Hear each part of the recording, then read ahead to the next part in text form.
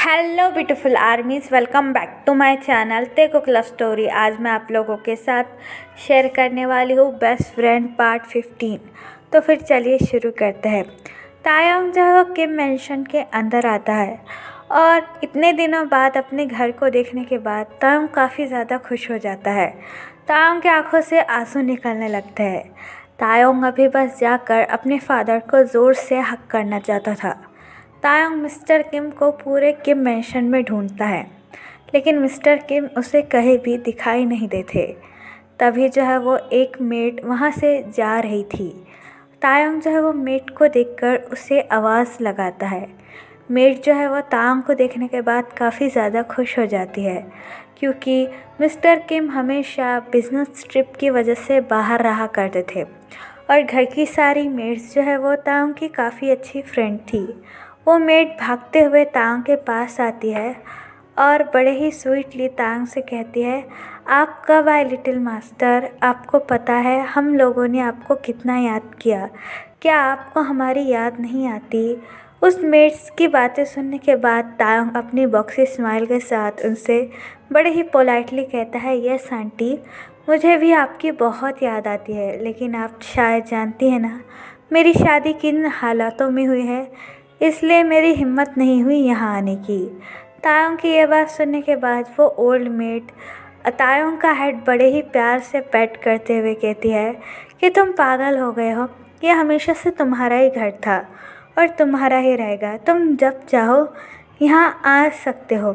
उस मेड की ये बातें सुनने के बाद तायोंग अपना हेड नोट करता है और उससे कहता है, आंटी आपको पता है पापा कहाँ है? मैं उन्हें बहुत याद कर रहा हूँ, इसलिए मैं उनसे मिलने यहाँ चला गया।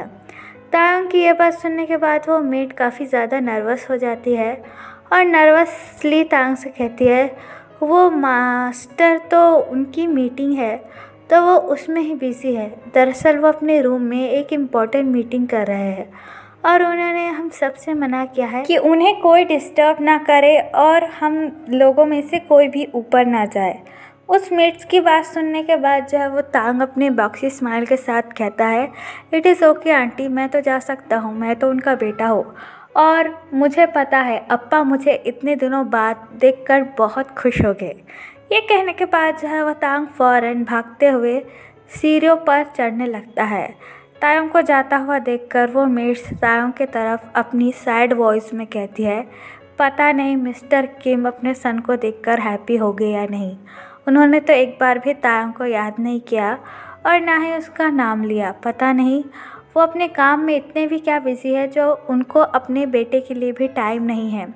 ये कहने के बाद वो ओल्ड मेड हैवी सिंग करती है और फिर से किचन की ओर चली जाती है। तायोंग जो है वो भागते हुए मिस्टर किम के रूम में आता है और बिना कुछ सोचे समझे मिस्टर किम के रूम का डोर ओपन कर अंदर आ जाता है। मिस्टर किम जो है वो अपने बिजनेस पार्टनर के साथ काफ़ी ज़्यादा इम्पोर्टेंट मीटिंग कर रहे थे।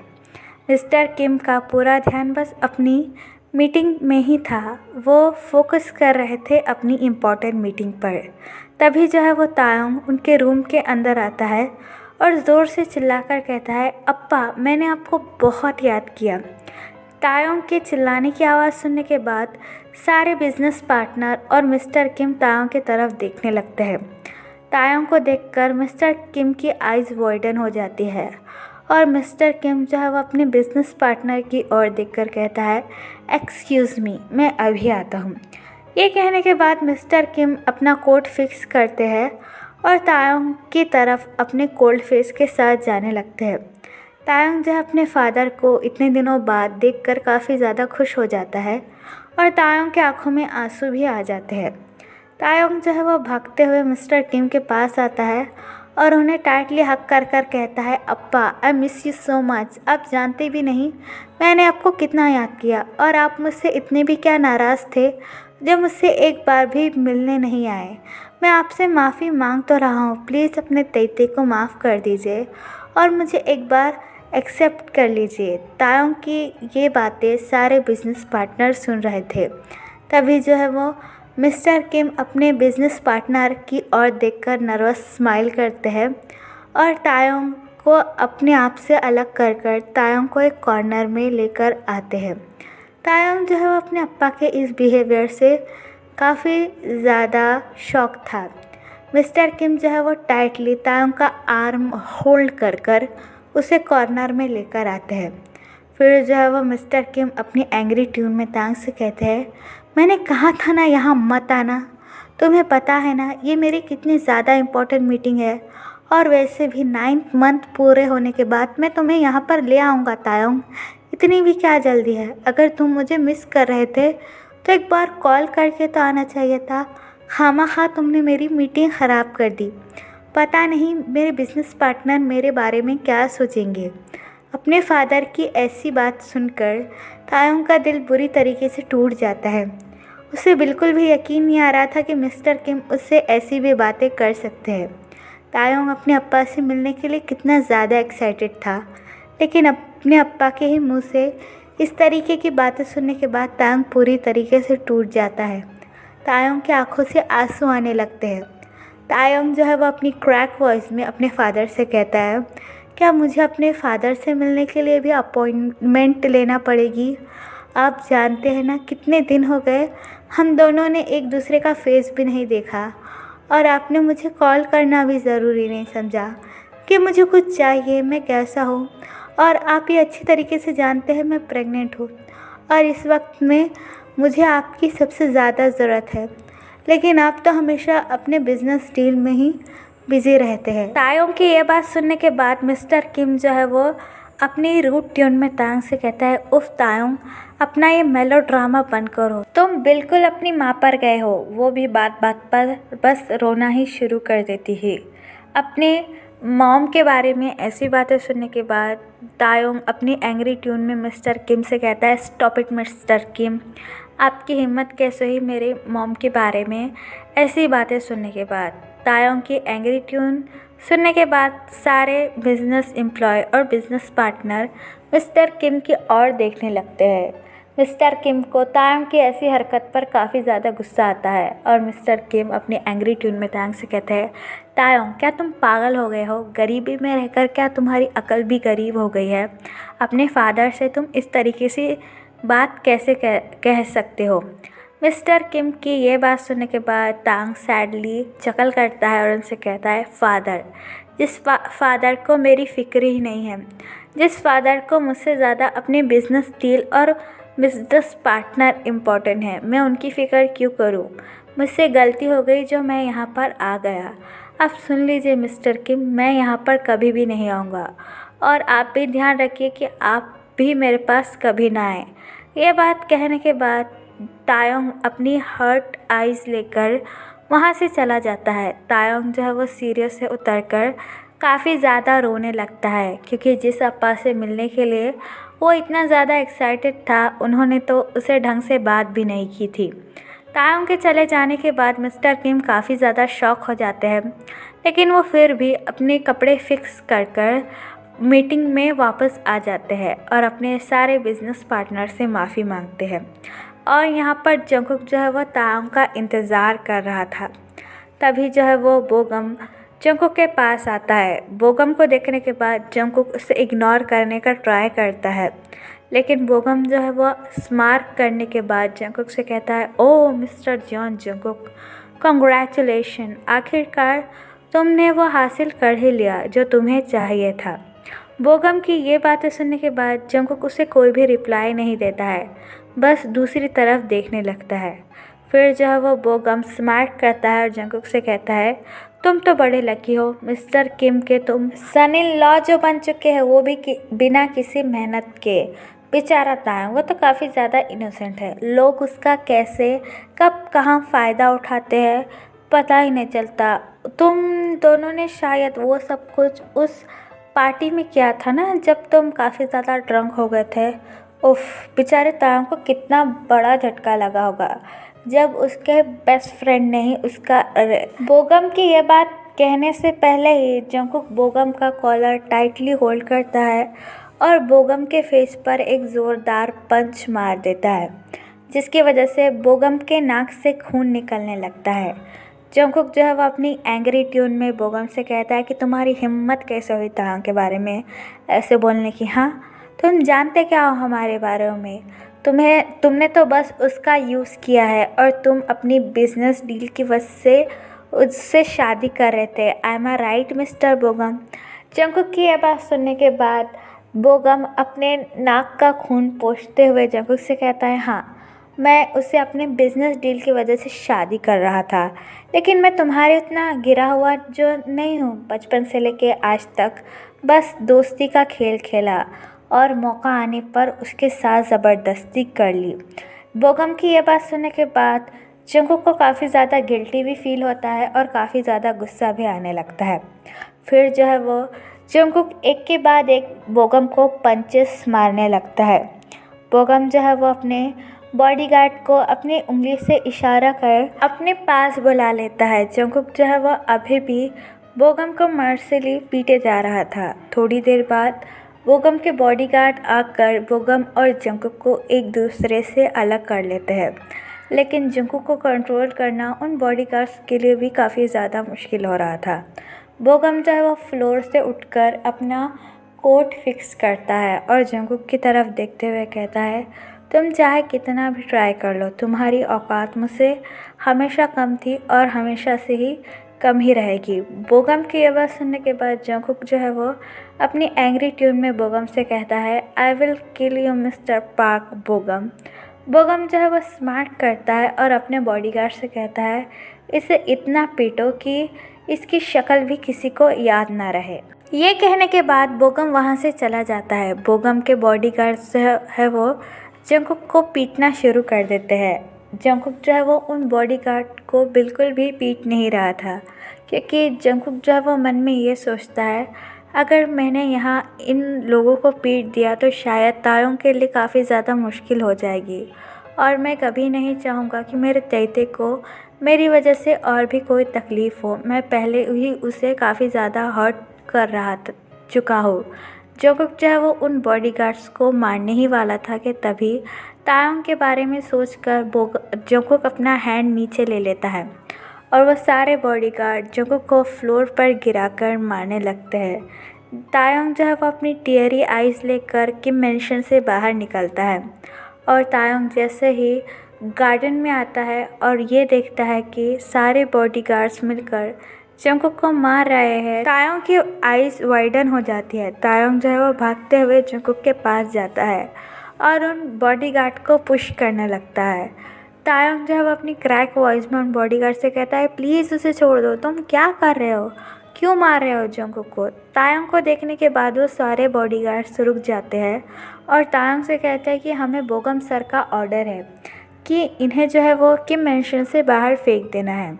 ये बात सुनने के बाद तायोंग को काफ़ी ज़्यादा गुस्सा आता है और वो उन सारे बॉडीगार्ड को एक ज़ोर का स्लैप लगाता है और अपनी एंग्री ट्यून में कहता है कि मैं तुम्हें ऑर्डर दे रहा हूँ, यहाँ से अभी के अभी चले जाओ। तायोंग की ये बात सुनने के बाद वो सारे बॉडीगार्ड्स वहाँ से चुपचाप चले जाते हैं। फिर जो है वो तायोंग जंगकुक को देखता है, जिसके फेस पर काफ़ी ज़्यादा चोटें लगी थी। जंगकुक की ऐसी हालत देखने के बाद तायोंग की आंखों से आंसू निकलना शुरू होते हैं।